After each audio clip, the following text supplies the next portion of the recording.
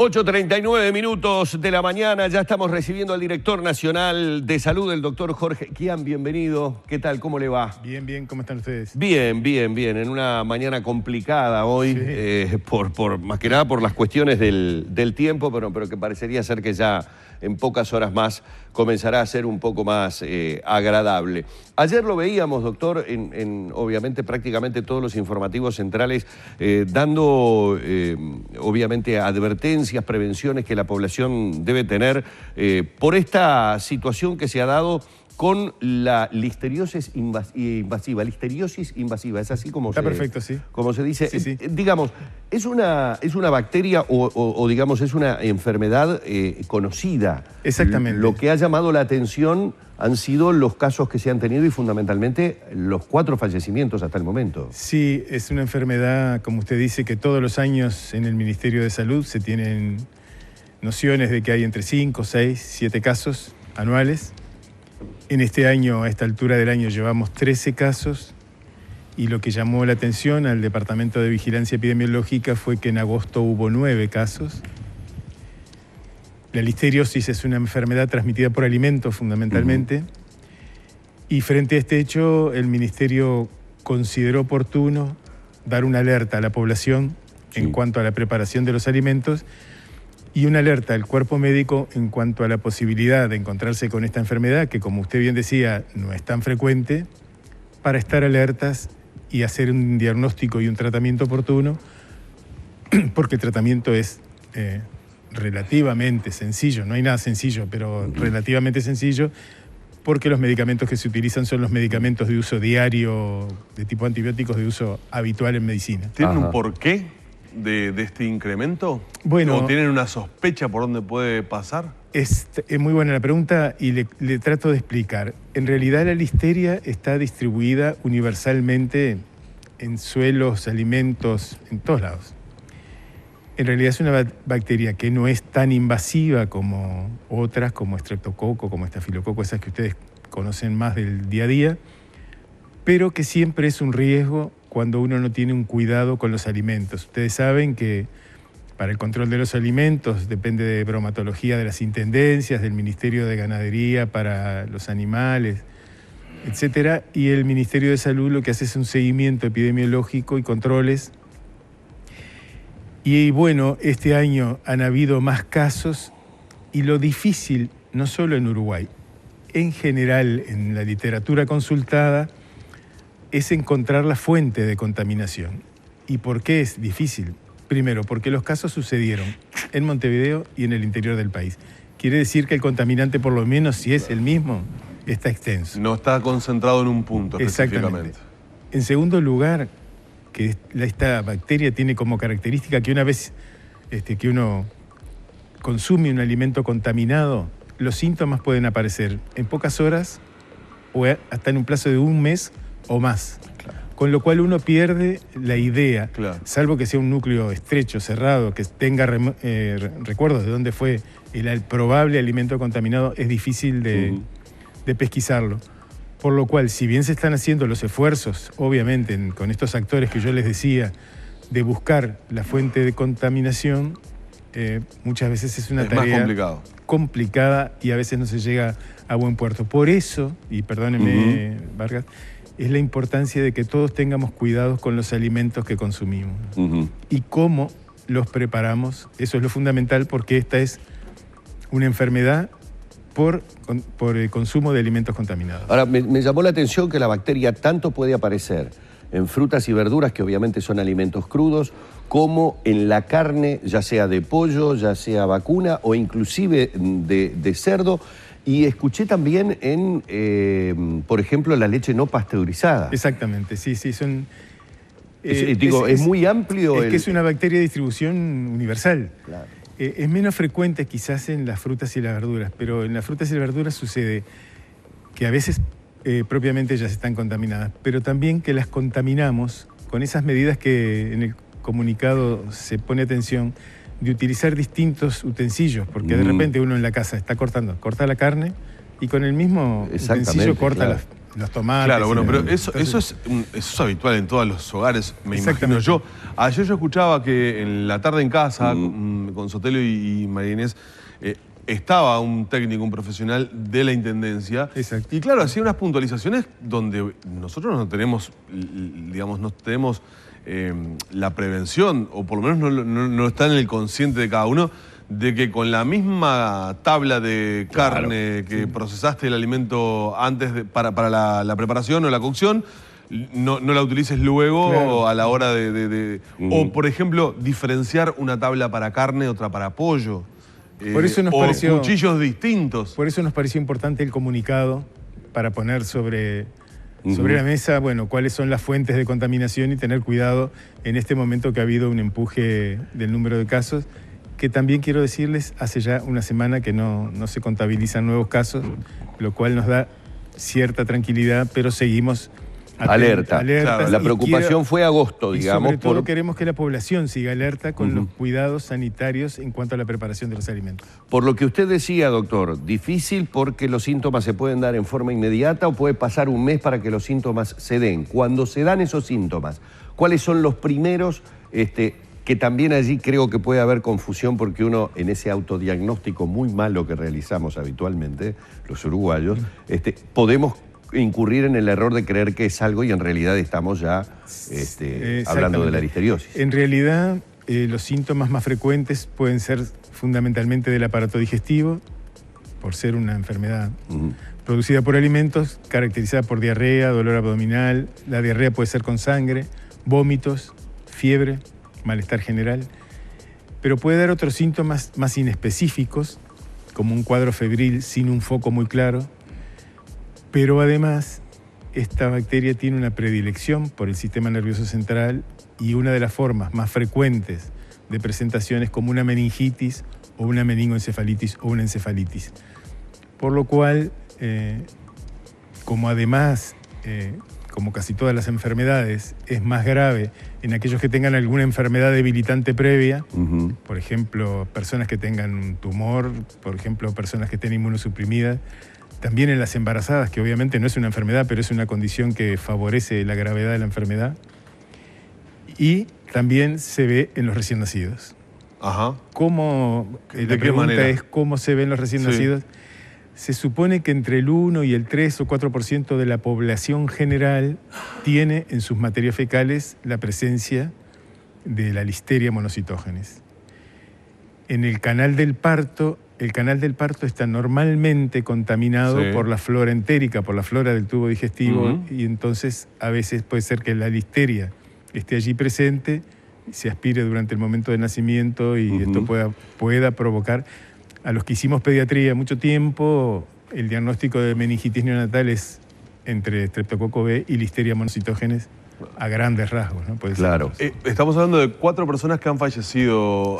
Exactamente. En los 13 casos presentes, 4 fallecimientos. Específicamente, las causas de muerte, ¿cuáles fueron, doctor? Bueno, un recién nacido con una meningitis, una niña de 9 años con un cuadro febril que vino muy grave, probablemente haya sido una afectación neurológica también. ¿Llegó tarde a ser atendida, No, doctor? no, fue atendida correctamente, pero fue grave la enfermedad. Atacó fuerte, digamos. Exactamente. Tienen unas formas de presentación que pueden ser severas. Y después fueron 2 adultos. Uno creo que fue con una meningitis, no tengo exactamente los datos, y el otro adulto no me acuerdo cómo fue. Es decir, que digamos, puede presentarse en forma violenta y el desenlace puede ser rápido, no dando tiempo a que actúe un tratamiento. Sí, claro, puede ser una forma de presentación grave. Sobre todo las formas neurológicas pueden ser graves. Claro, y el diagnóstico ahí es más complejo, ¿no? Digo, porque los equipos de salud tienen que, frente a un cuadro muy difícil, determinar o descartar rápidamente hipótesis para poder centralizarse en lo que están trabajando, ¿no? Sí, de todas maneras, digamos que las formas de meningitis, la sospecha tiene que ser clínica y comenzar el tratamiento porque, como les decía anteriormente, uno de los antibióticos que se utiliza para el tratamiento de esta enfermedad es uno de los antibióticos de uso común en medicina, la ampicilina, ese es el nombre. Y bueno, puede estar indicada en una forma, médico, entonces, en una forma de meningitis donde todavía no se tiene el germen, la ampicilina puede ser un antibiótico a utilizar. Claro, buen ojo de los equipos para poder determinar, mientras tanto se harán las paraclínicas correspondientes. Exactamente, ¿no? Exactamente. Y creo que nuestros clínicos tienen buen ojo para esto, porque bueno, ellos pusieron sobre la mesa el alerta que estamos transmitiendo. Claro. ¿Y el Ministerio ha estado en contacto entonces con los distintos equipos médicos, digamos, poniendo foco en que estén con el ojo más... Fue una alerta a todos los equipos médicos, a todos los prestadores de salud, una alerta para informarlos sobre la situación epidemiológica y que estén alertas más que habitualmente para detectar esta enfermedad. Para cerrar un poco el tema estadístico, hablamos de los 4 fallecidos, pero decíamos 13 casos en total en el año, por lo menos hasta ese momento. ¿Qué pasó con los otros casos o qué está pasando? No sé si algunos de ellos todavía están en tratamiento. No, ya están todos de alta. Todos de alta. Sí, y fueron, digamos, por decirlo de alguna manera,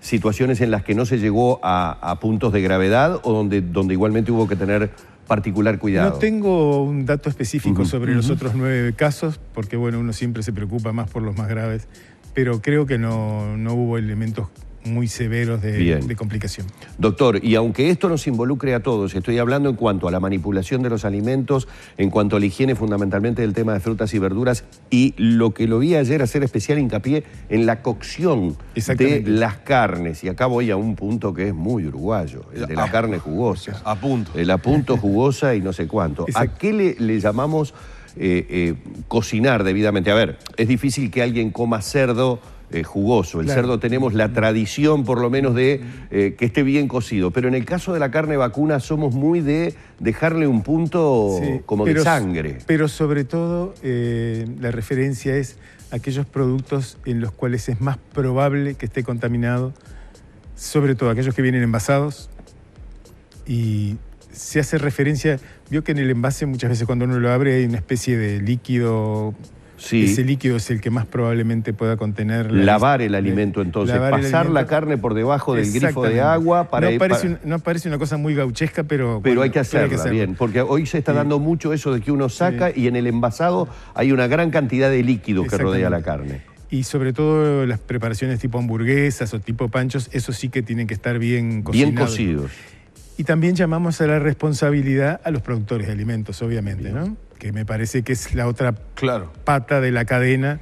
Si bien tenemos que tener el equipo médico alerta, la población cuidando cómo preparar los alimentos, llamar a extrema responsabilidad a los que preparan alimentos, porque bueno, por algún lado aparece la listeria. Bueno, ahí tenemos un tema muy sensible, usted lo acaba de decir. ¿Y por qué digo sensible? Porque hay en nuestros niños una tendencia ya desde hace muchísimos años al consumo de la hamburguesa, que uno la ve presentada en todas sus formas, en cuánto cumpleaños infantil hay. ¿Hay alguna manera de cocción más recomendable, brasa o sartén, horno u otra manera? Creo que el punto es que esté bien cocinada, sea cual sea la fuente de calor, que esté bien cocinada. Eso es lo más importante. En el caso de, para ir terminando el tema de alimentos y la bacteria, en el caso de los panchos que usted recién citaba, ayer yo escuchaba a este técnico, a este profesional de la Intendencia que se dedica al tema de inspección justamente, hablaba de que el pancho debe estar casi hasta el punto de cuando empieza a romper, ¿no? Cuando empieza a abrirse, ahí. No esa enjuagadita rápida de afuera, ¿no? Sí, porque la bacteria es sensible al calor. Eso se deben estar tirando de los pelos más de algún papá que conozco, que tienen hijos que agarran hasta los panchos crudos. El famoso agarrar el pancho crudo y pegarle unas mordidas. O sea que ahí ni que hablar, que estamos frente a un riesgo importante. Exactamente.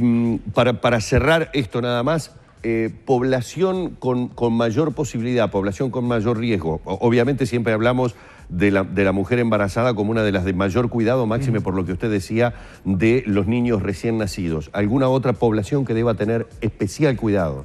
Buena pregunta. ¿Toda la población que tenga enfermedades debilitantes?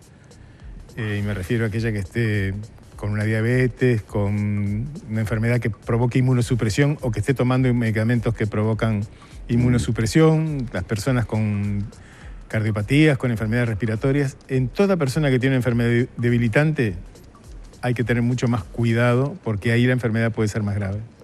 Doctor, ha sido muy amable, un placer nuevamente de haberlo tenido aquí en la mañana. Una cosa. No, dele nomás. No lo despidas todavía. Es el señor Tegaldo. No lo despidas. Es mi culpa. Producción, es mi culpa. No, quiero aprovechar que está el director general de la salud con nosotros para preguntarle un tema muy sensible por estos días que tiene que ver con la salud del refugiado sirio Jihad Diyab. ¿Cómo está el ministerio monitoreando este tema? Digo, porque hay un tema humanitario, obviamente. Escuchábamos a una profesional del sindicato médico hablar de que probablemente fuera la huelga de hambre más dura, más salvaje que se ha desarrollado en el país. Si bien lo miramos con muchísima preocupación, creo que más que nada como seres humanos que integramos este ministerio, ustedes saben que la atención que creo que esta persona ha rechazado depende fundamentalmente de ACE o del Sindicato Médico del Uruguay, que son quienes se han encargado. El ministerio, después de la ley del 2007, ha separado y la parte sanitaria y de atención médica exclusivamente depende de ACE.